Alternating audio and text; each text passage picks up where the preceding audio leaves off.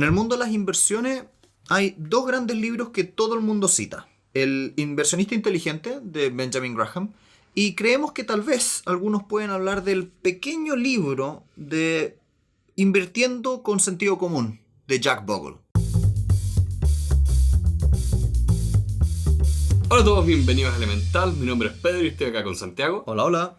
Y el libro de esta semana es The Little Book of Common Sense Investing. El pequeño libro del sentido común o de las inversiones con sentido común. Es un libro que está traducido a varios idiomas y que es de un autor que se llama John, o también conocido por su seudónimo Jack Bogle. Es un autor que hemos revisitado múltiples veces en este podcast porque nos gusta mucho lo que él hace, pero a grandes rasgos es el fundador de una administradora de fondos que se llama Vanguard y quien además es reconocido por haber sido uno de los creadores de los llamados fondos indexados. Sí. Nosotros ya vimos un libro de él acá que era Common Sense Investment, ¿cómo se llama? No, es... Buscando el libro de la biblioteca. Common Sense of Mutual Funds. Era un libro que se llamaba El sentido común en los fondos mutuos. Eso era, el sentido común. Eso es lo bueno de tener una biblioteca acá como la de Santiago. Podemos al tiro revisar el nombre. Entonces, el libro anterior de sentido común en fondos mutuos era bien largo, bien técnico.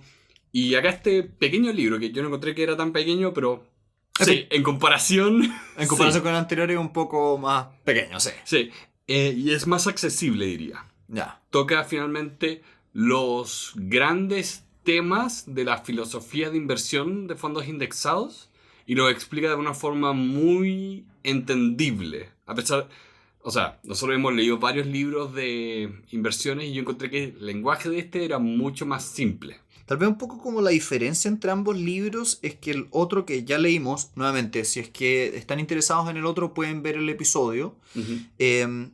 El otro que leímos, que se refiere al sentido común en fondos mutuos, está dedicado a otra audiencia. Está dedicado a una audiencia que se dedica a inversiones y que hace selección de portafolios y selección de fondos mutuos. Sí. En cambio, este libro está más enfocado como al inversionista promedio que no tiene conocimiento. Entonces, es como un poquitito la introducción a saber invertir con fondos indexados.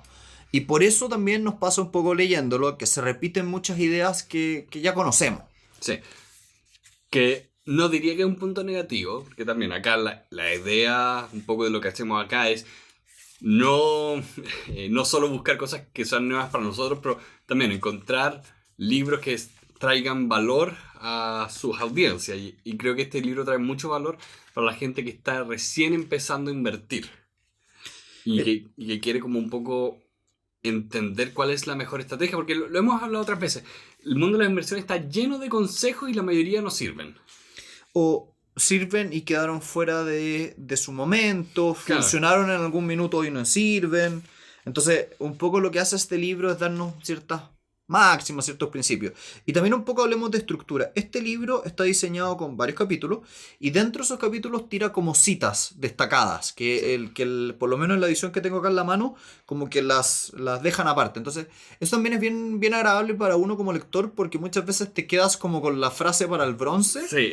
Y puedes quedarte un poco más tranquilo de, bueno, por último me acuerdo de estos fragmentos. Sí, de hecho, un poco detrás de las bambalinas, nos pasó que perdimos el resumen de este libro en un trágico accidente de computadores.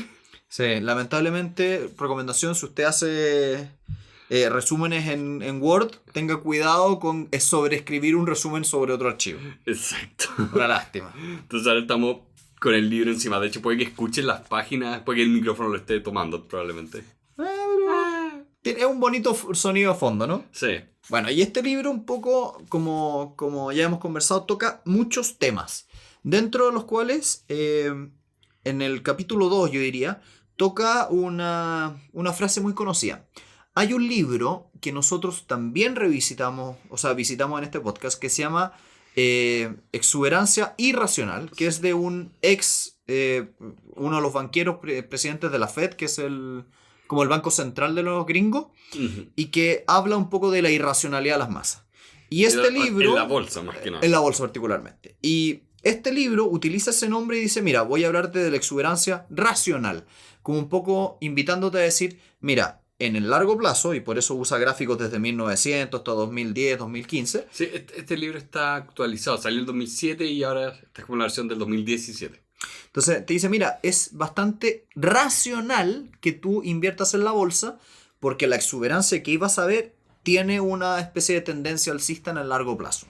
Claro, que finalmente unas cosas que hemos hablado de que cuando inviertes en la bolsa, estás invirtiendo no solo en la especulación de que las acciones van a subir, tú estás invirtiendo en empresas que existen en economías, que son reales, hay gente que trabaja ahí y generan ingresos, pagan dividendos, o sea, hay una economía real detrás de la bolsa. Un poco al principio del autor, y lo hemos visitado otras veces, la idea de, en el mundo de las inversiones hay como dos tipos de retornos, si se quisiera. Un retorno de la inversión y un retorno especulativo. ¿Qué es el retorno de la inversión? Es básicamente el dinero que genera la empresa cuando vende cosas. Sí, que creo que son las cosas que por lo menos yo no recuerdo haber visto en otra parte, o por lo menos no tan clara, de ser... En ese libro está textual. O en este libro me quedó más claro cuando él lo decía.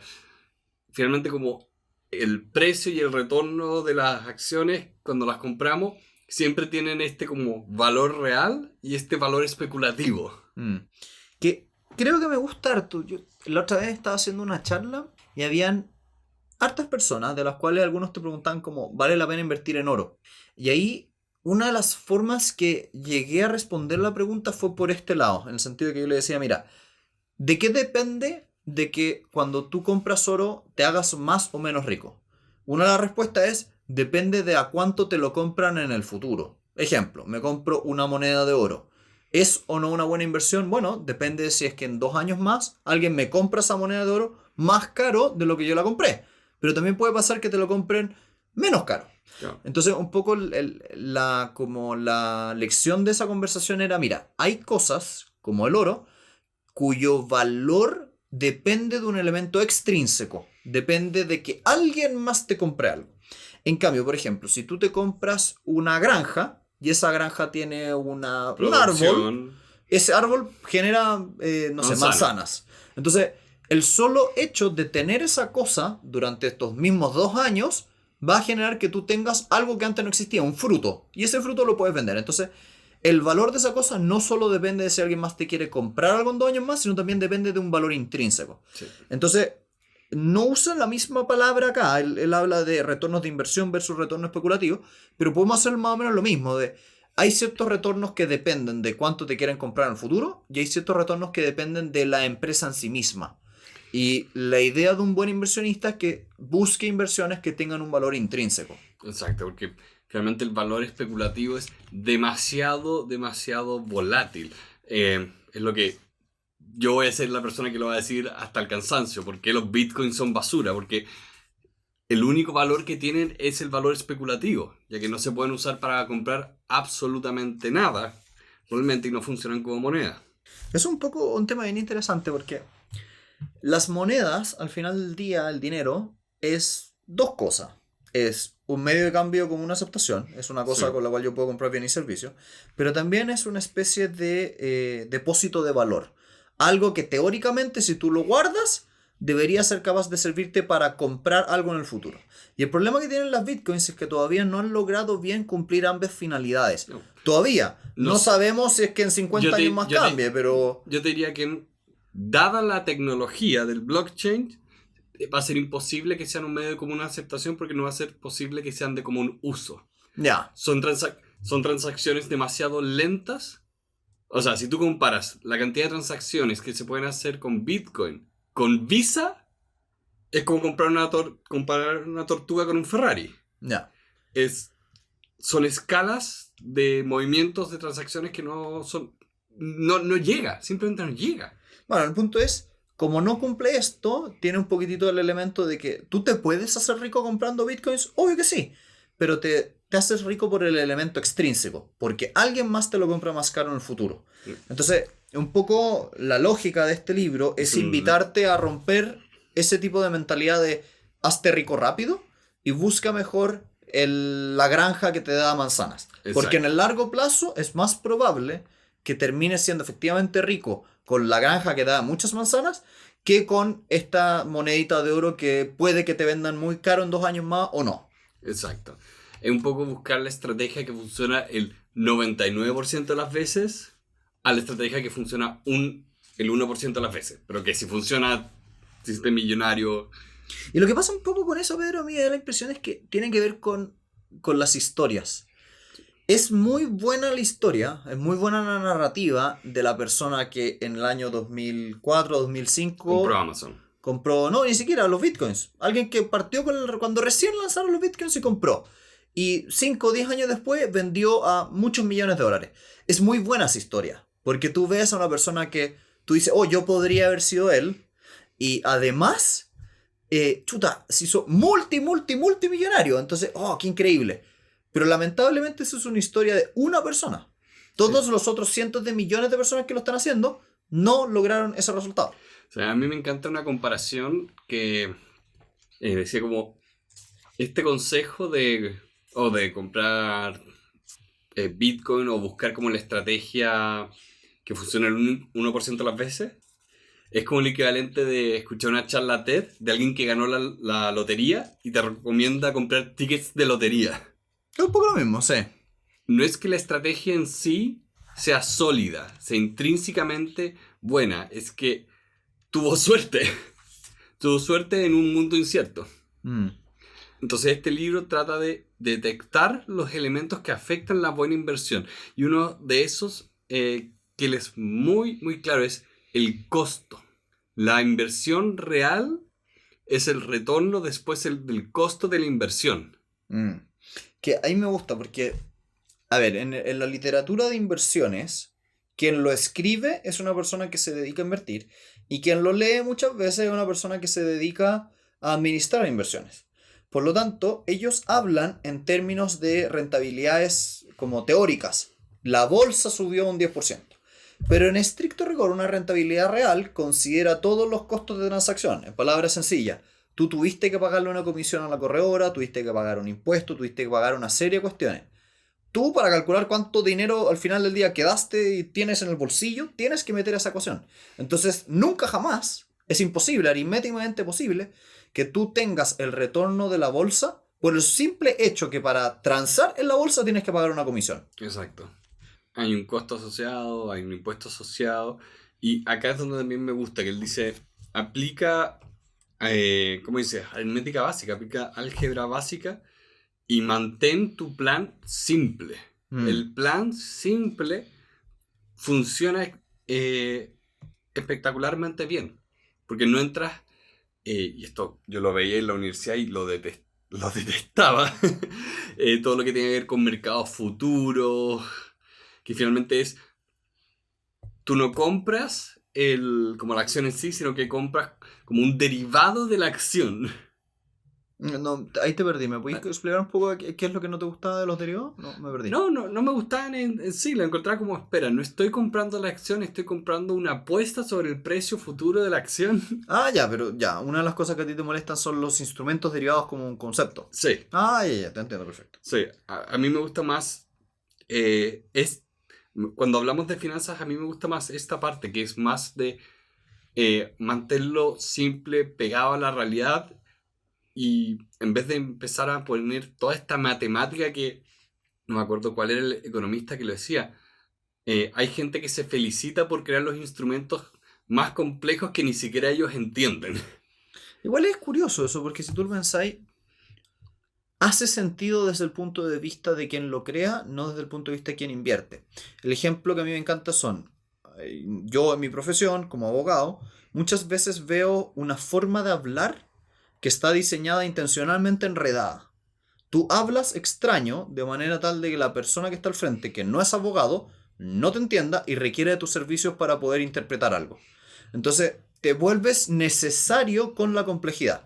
Pero en estricto rigor no es que estés ayudando a la persona que está al frente, sino que estás explotando un desconocimiento. Y me pasa lo mismo con este tipo de instrumentos como super mega duper derivados con muchas opciones y cosas enredadas, porque están diseñados para el banquero que los creó, no para el inversionista que los va a realmente usar. Sí, ahí es donde me gustaría ver varios de los libros del autor de... ¿Cómo se llama? The Big Short. Ujú.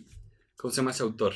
Ya lo vamos a buscar. Bueno, ahí lo podemos buscar. Pero, él hace poco sacó el audiolibro de su primer libro, que se llama The Liar's Poker Game, donde habla un poco de el periodo en Wall Street cuando cambió la industria y se inventaron todos estos derivados y estos sistemas complejos. Y habla un poco de lo que tú dices, de la creación de complejidad para finalmente inventar nuevos mercados donde vender plata por plata. Que, pero no es que se esté intercambiando un bien, es que se está un poco usando el sistema mismo para multiplicar la plata porque decimos que esto vale más. El autor de todo esto se llamaba Michael Lewis. Michael Lewis. Eso era. Y acá Jack Paul dice lo contrario, de no. Arkham's Razor. Usa el modelo de Arkham's Razor. La opción más simple es la más fuerte. Y acá... Más que Arkham es Occam. Occam. Arkham es un asilo en Batman. Vi Batman hace poco. Occam. ¿Orcam? Occam. Bueno, usa un fondo indexado que finalmente es... Ten un fondo mutuo con todas las acciones de la bolsa. Porque no tienes que tratar de descubrir cuáles van a ser las empresas que van a subir, cuáles van a ser las que van a bajar. Las tienes todas. Y tu rendimiento va a ser el equivalente al de la economía menos el costo de invertir. Y eso es interesante porque yo te diría que nunca veo o nunca lo ponen a la vista como alguien que te diga esta es tu rentabilidad real después de impuestos, después de comisiones. Siempre está la letra chica que dice, bueno, en realidad cuando te dije que te iba a pagar 100, en verdad te voy a pagar 95. Claro, siempre te dicen como, mira todo lo que ha crecido el portafolio. Antes de que te cobre. Sí. Entonces, ahí es un poco importante como recordar ciertas cosas, como tú decís. Los impuestos son costos, los fondos tienen costos. Y también acá hay otra cosa que me parece interesante, que es que, saliéndome un poco del tema de los fondos indexados, el autor dice, mira, en el mundo actual tú puedes invertir en un fondo indexado, que es básicamente comprar uno de cada uno de los que están en la bolsa, pero también puedes comprar un fondo activo. Y ahí pasa hartos capítulos hablando de cómo estos fondos activos al final del día, debido a los impuestos, debido a los costos, debido a la selección, tienden a hacer una cosa que se llama la reversión a la media, es decir, volver al promedio y salirse de esos resultados extraordinarios. Y esto me recuerda una cosa que es bien interesante, pero tú sabes, Pedro, que en los últimos 40 años, de la totalidad de las acciones que existían hace como 40 años en Estados Unidos, solamente un 40% sigue vivo. El otro 60% quebró. Y eso es una estadística que encontré bien interesante, la vi la otra vez. Y lo que nos dice es, los grandes ganadores hoy, muchas veces en 20 años más no van a existir. Y eso es curioso, es súper curioso. También el ejemplo que es muy bueno, que no está en este libro, que yo lo he visto varias veces, de cuántas de las empresas que eran las 10 más grandes del mundo en 1900 son las 10 empresas más grandes en el año 2000. Y creo que no queda ninguna. Claro, porque ¿qué es el tema? Cambió la economía. Pasamos de una economía de producción masiva, o sea, no solo eso, al principios de siglo se definió la producción masiva, la producción de acero era fuerte, los ferrocarriles, después empezamos a movernos más como a lo que sería el retail moderno, Y ahí y ahora la tecnología. A mí lo que me gusta de eso, Pedro, es que es muy probable que en 100 años más ninguna de las empresas que hoy existen sean las grandes. Y eso es muy como contraintuitivo. No sé si a la gente le pasa, pero cuando uno ve, no sé, Amazon, Google, uno no se imagina que una empresa de ese tamaño vaya a quebrar o que vaya a dejar de existir. Pero si miramos la historia, vamos a darnos cuenta que hay muy pocas empresas que aguantan 100 años. Claro. Puede que efectivamente existan, Sí. no lo niego, pero no van a ser ni cerca de lo que son hoy y probablemente van a haber jugadores que hoy no existen. Claro.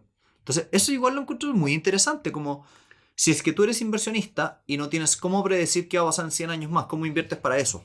Y ahí está la gracia o el secreto de Bogle de, mira, no tienes que elegir, simplemente elígelos todos. Y ahí es donde, por ejemplo, el autor toca hartos temas que ya hemos visto muchas veces cuáles son los mejores fondos, pero por ejemplo el capítulo 15 habla un poco del concepto del ETF o los Exchange Traded Funds, que en palabras sencillas son fondos mutuos cuyas acciones se pueden transar en bolsa. Y yo esto lo encontré nuevo en este libro. Yo no sabía un poco cómo se habían... ¿Creado? No sé si tanto creado, pero yo no sabía el impacto en la industria que ellos habían tenido. Eso me pareció interesante. Ya. Como, ¿por qué lo hicieron? ¿Cuándo lo hicieron? ¿Quiénes los venden? Eso lo encontré bien distinto. Claro, porque en el fondo técnicamente es un derivado del fondo indexado. Sí.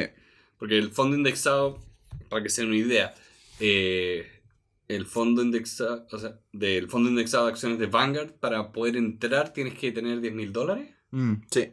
Entonces es mucho, mucho lo que uno necesita. Entonces, el ETF de ese fondo, bueno, igual ahora está como en $210, El fu- 215 al momento de esta grabación por ahí. Lo que yo encontré interesante, por ejemplo, fue la historia de la creación del Spider. Esa cuestión lo encontré bueno. ¿Te acordás, no? Cuenta. El autor cuenta que el primer ETF que nació a propósito de esto, relacionado con los fondos indexados, fue un fondo que inventaron en el año 93 que se llama SPDR o Standard & Poor's Depository Receipts, que básicamente es una forma de invertir en el S&P 500 pero sin tener que tener los super costos de transacción y las barreras de entrada. Entonces podías comprar el fondo indexado sin poner los $10,000, podías invertir desde $1. Y lo que encontré maravilloso de esta cuestión, y que yo nunca lo había pensado, pero es cuando lo hicieron, fue un tremendo home run desde el punto de vista del que lo inventó. Porque no hizo nada nuevo, simplemente paquetizó un fondo indexado que existía hace 30 años, pero lo hizo fácil de comprar. Y eso a la vez hizo que, si bien él lo vendía muy barato, él lo vendía ultra masivo. Tanto es así que el autor cuenta aquí que el año 2017 el fondo que más se mueve en el planeta es este. El que más dinero mueve de todo el planeta es este. Entonces yo le digo, mira, esta persona, yo nunca lo he pensado, pero esta persona inventó una forma de acceder fácil a una forma de invertir buena, cobró una pequeña comisión y se hizo multimillonario por esa movida. Y lo encuentro muy interesante como conceptualmente. ¿Qué pasa? Creo que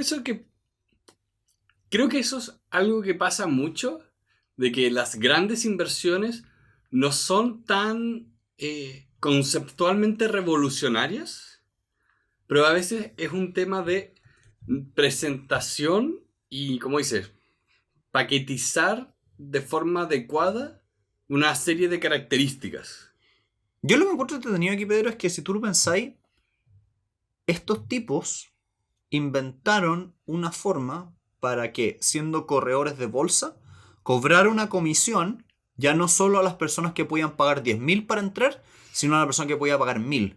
Por lo tanto, multiplicaron a la cantidad de clientes por millones, y con eso, literalmente, se hicieron multimillonarios los corredores. Y de hecho, él acá también lo ponía como sobre eso mismo, de los 20 como mejores ETF, en 19 de ellos, los inversionistas obtuvieron peores retornos que los ETFs. Como es importante recordar que el mero hecho de tener comisiones hace que empiece a bajar el rendimiento de tu inversión. Porque el fondo, en este caso el ETF, le puede ir muy bien, le puede subir 7%, digamos. Pero si tú justo lo hiciste a través de una corredora con grandes comisiones, disminuye tu retorno real. Yo lo que encuentro entretenido es que cuando uno habla de este tipo de cuestiones, uno ve la trampa, uno ve el juego. Entonces, por ejemplo, nosotros, Pedro y yo, estamos en Chile. Comprar directamente un fondo indexado de Vanguard no es legalmente posible de manera directa. Tienes que pasar por un intermediario. Y ese intermediario puede ser como de dos formas. O te puedes abrir una cuenta en Estados Unidos a través de una cosa como Pershing y te compráis allá directamente Vanguard. O lo haces a través de los ETF. Entonces es como medio maldito, porque el ETF efectivamente para Pedro y yo es la mejor opción. Pero si fuéramos norteamericanos no sería la mejor opción. Entonces, ¿por qué? Porque nos ponen una comisión por sobre el otro. Entonces, lo encuentro súper entretenido o interesante de conocer, porque ¿qué es lo que hay que empezar a leer? Hay que leer por qué existe el instrumento y por qué existe el derivado del instrumento. ¿Quién gana con el derivado? Claro. Entonces, en este caso en particular, efectivamente, ganaron los corredores de bolsa, pero al mismo tiempo el cliente final que no está en Estados Unidos también ganó. Claro. Eso también lo encuentro bueno, es atractivo. Pero muchas veces no es así. Entonces, cada vez que vean un derivado, un ETF o algo que ustedes podrían comprar directo, saltarse el intermediario, sospechen. ¿Por qué están haciendo esto? Sí, un poco, y acá lo ponen en varios capítulos, en varias ocasiones, de que siempre el hombre, el middleman, como le decía el hombre al medio, es quien te va a entorpecer tu inversión. Mientras más se lleve esta persona, peor tu retorno. Y por ejemplo, ahora que está tan de moda estos temas de robots inversores, está lleno de aplicaciones como que finalmente lo que tratan de crear es formas de traer público nuevo a invertir. Y hay un beneficio para el cliente, pero el beneficiario principal va a ser la plataforma en sí. Sí.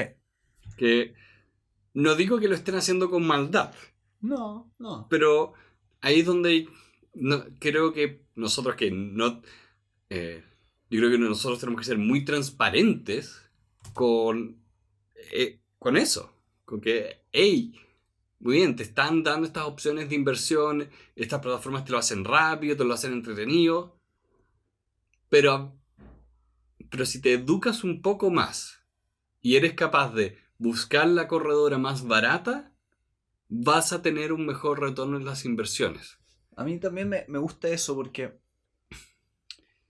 hay una frase muy buena que es que en un juego de póker, si no sabes quién es el más inteligente y el más tonto, tú eres el más tonto. Entonces, no la conocía. en la vida real creo que pasa lo mismo. De si tú no sabes cómo la persona que está al frente tuyo lucra contigo, probablemente te van a hacer alguna trampa o te van a ganar más allá de lo que deberían ganarte. No estoy diciendo que con malicia, pero No. es importante entenderlo. Sí, pero demos un ejemplo completamente distinto. Mucha gente no entiende cómo Facebook, Google, Instagram, que bueno, también es de Facebook, pero cómo esas empresas ganan dinero. No lo entienden. Entonces se sorprenden con ciertas cosas. Cuando, claro, tú las usas gratis porque estas empresas sacan tu información y usan esa información para cobrarle a otras empresas que quieren hacer publicidad ahí. Así es como se pagan. Tú eres el producto y por eso es que para una empresa como Facebook o Google es tan importante ser capaz de perseguirte por todo Internet para ver tu comportamiento. Porque mientras más preciso, más efectivo sea el comercial que tú ves, más caro lo pueden vender. O sea, si ellos son capaces de vender publicidad con mucha efectividad, las empresas pagarían más. Y eso es lo que buscan. Y ahí el tema no es que Instagram y Google sean perversos, sino Facebook sí. No, Facebook es medio perverso, sí, pero el fondo es que bueno, qué rico que existen las redes sociales y qué rico que existe Google. O sea, sin Google mi vida en Internet sería sustancialmente más difícil. Sí.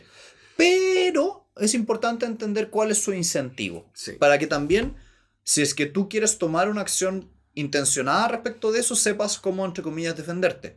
Y ahí también es muy importante saber qué cosas quieres compartir o no con las redes sociales, con Google. A mí me encanta mucho, por ejemplo, con Pedro, que como política ya con los años hemos establecido cuál es el límite de lo que vamos a contar de nuestra intimidad en redes sociales, en este mismo podcast, Sí. y qué es lo que no vamos a romper. Y eso ha servido mucho para que mantengamos una vida sin, entre comillas, ser objeto de publicidad para estas cosas. Sí, o sea, yo en un minuto cuando empezamos el podcast, yo decía como, voy a usar mi Instagram, lo voy a hacer público.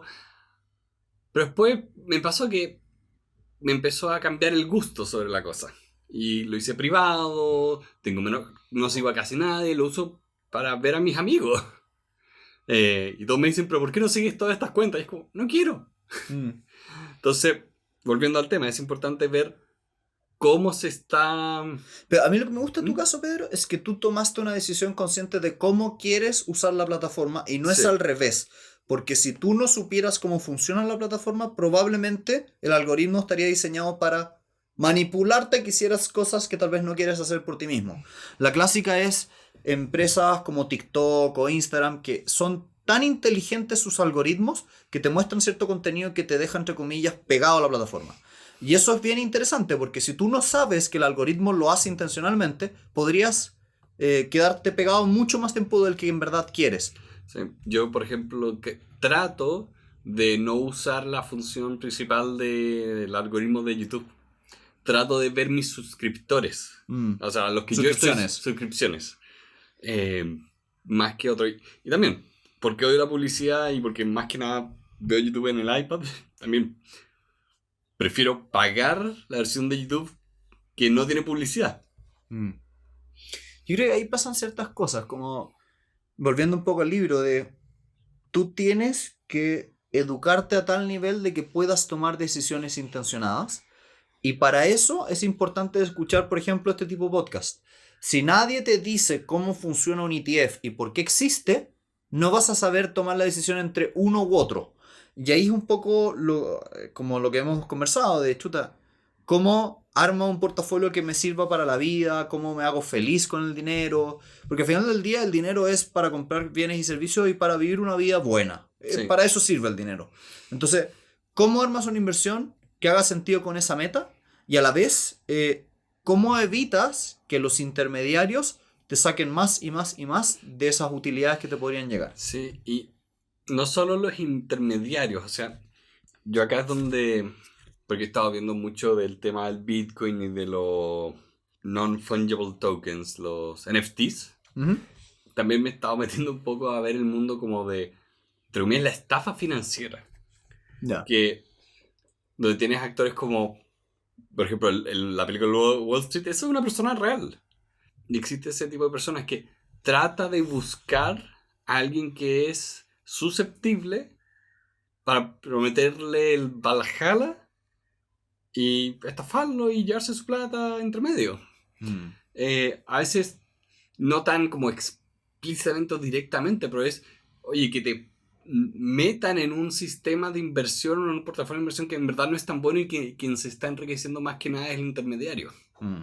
También me pasa un poco, Pedro, como para ir cerrando la idea de que hay personas bien intencionadas y personas mal intencionadas. Es muy Sí. probable que las personas que crearon los ETF lo hicieron con buenas razones. Y de hecho hay personas como nosotros, tú y yo, que nos vemos beneficiados porque los crearon. Sí. Pero también hay personas, y un poco yendo un poco a una conversación que tuvimos con una amiga nuestra en el podcast, hay personas que malintencionadamente inventan estafas piramidales y formas para quitarte dinero. Sí. Entonces, yo creo que la mejor defensa contra una estafa es el conocimiento. Es lo que en inglés es como el awareness o el estar en conciencia de que existe. Sí.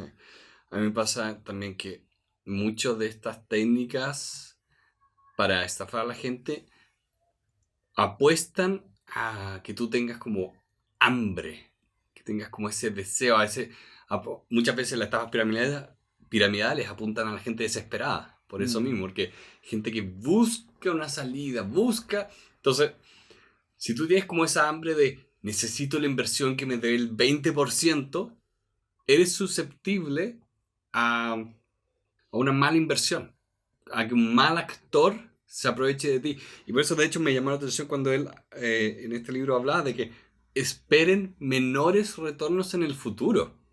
Y de hecho, ese creo que es un buen punto. El libro era bastante pesimista. Estaba Sí. hablando de retornos reales de hasta un 0%. Sí. A ver, en palabras sencillas. Si ustedes hubieran invertido los últimos 100 años en la economía norteamericana, probablemente si ponían 100 pesos hubieran obtenido una rentabilidad de un 7 a 10% anual. Es decir, al final del primer año tienen 7%, 7 pesos, y después sube un poquito más, 9 pesos el segundo año, 12 pesos y así. El autor decía, mira, ese periodo de oro probablemente está atrás y tienes que tener cuidado porque a los ojos del autor puede pasar que en los próximos 100 años el retorno real sea un 0%. porque se ha encarecido tanto que ya no, los números no justifican el precio que tienen.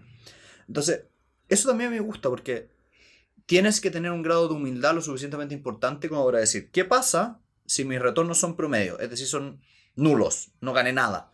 ¿De qué depende tu éxito? Bueno, depende de otra cosa. Depende de tu capacidad de ahorro. Sí. Y eso es súper interesante porque, a ver, en un mundo donde si tú inviertes tus retornos son cero, ¿te puedes hacer rico? Sí, sí puedes. Pero no va a depender de esa inversión que retorna cero, sino que va a depender de tu razón de ahorro. ¿Cuánto ganas menos cuánto gastas? ¿Cuánto ahorras? Sí. Entonces, creo que también ahí hay una lección bien interesante de que nosotros, por ejemplo, Pedro y yo somos relativamente jóvenes. Tenemos 30 años, estamos, entre comillas, en un 40% más o menos de largo de nuestra vida, que a harto por delante. Entonces, si queremos ser ricos a los, no sé, 50, 60 años, deberíamos ser o tener un sistema que, aun cuando nuestros retornos sean 0%, lleguen al resultado igual. Sí. Y la única forma de lograr eso es consistentemente, todos los meses de tu vida, gasta menos de lo que ganas e invierte la diferencia. Sí. Ahí está el secreto. Ahí está el secreto. Y por eso, insisto, me encanta este libro porque es la estrategia que funciona el 99% de las veces. Ya. Es un poco... no me acuerdo en qué podcast escuché una vez que una persona decía: estoy aburrida de escuchar hablar de los unicornios de Silicon Valley. ¿Ya? Quiero escuchar del burro. Quiero escuchar de la empresa que simplemente funciona, que hace el trabajo de lunes a viernes y tiene un ingreso. No. Mira, ¿qué es lo que últimamente he estado explorando un poco en mi página web y en otras cosas que... Sigan en la mailing list de Santiago. Métanse al mailing list. Escribo cosas entretenidas. Pero un como concepto que he estado masticando recientemente es... Parece ser que una de las condiciones para el éxito no es tanto ser un gran inversionista. Es ser un buen ahorrador y un mal gastador, entre comillas.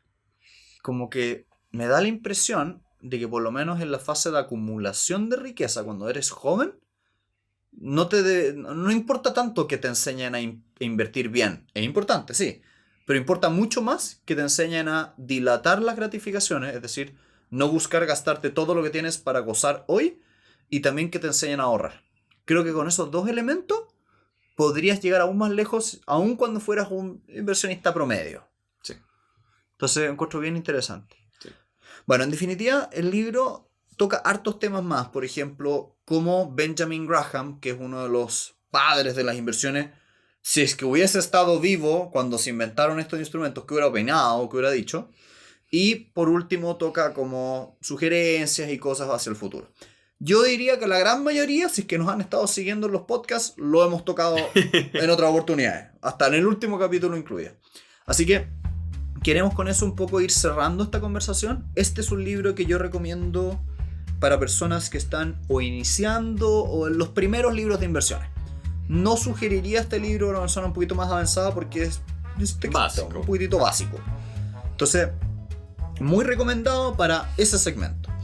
Y por último queremos hacer una invitación. Si ustedes se meten a elementalpodcast.cl van a poder encontrar nuestros medios de comunicación directo. Nos pueden escribir un mail, nos pueden dejar un comentario en YouTube abajo, nos pueden mandar un mensaje por Instagram.